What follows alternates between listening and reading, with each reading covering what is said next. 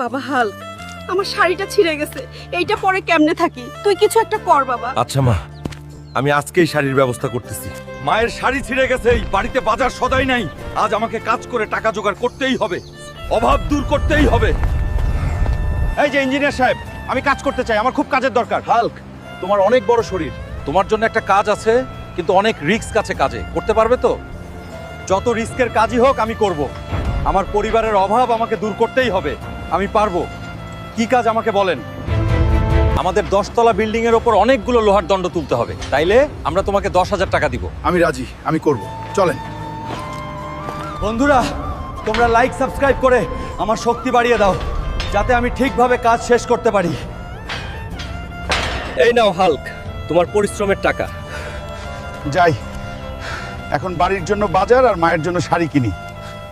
আমার মায়ের জন্য একটা ভালো চাইতে শাড়ি দেন, তাড়াতাড়ি যাই।